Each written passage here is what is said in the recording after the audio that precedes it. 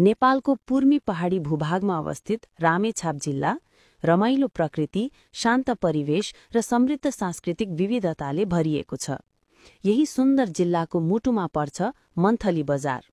Monthly बजार रामेछापको प्रशासनिक, आर्थिक र सांस्कृतिक केन्द्र मानिन्छ।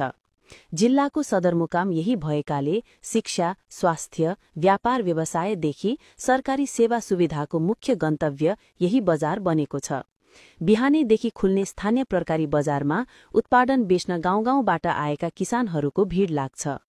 बजारमा भेटिने माझी, तामाङ, नेवार, मगर, क्षेत्री, शेर्पा लगायतका समुदायले यस क्षेत्रलाई बहुसांस्कृतिक बनाएका छन्। तामाकोशी नदीको आकर्षक बहावले मन्थलीलाई थप जीवन्त बनाएको छ। यही बजार नजिकै अवस्थित मन्थली रामेछाप विमानस्थलले लुक्ल जाँदै आउँदै गर्ने पर्यटकहरूको मुख्य कनेक्सन पोइन्ट बनेको छ।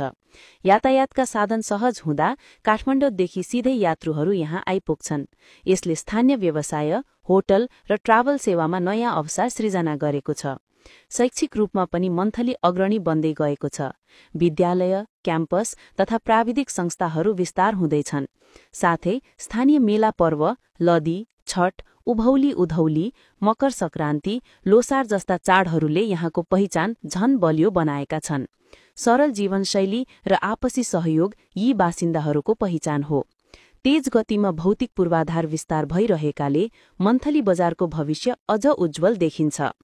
पर्यटन, कृषि, व्यापार तथा सेवा क्षेत्र विस्तार हुँदै गएपछि यो बजार पूर्वी पहाडको प्रमुख हब बन्न सक्ने सम्भावना बलियो हुँदै गएको छ।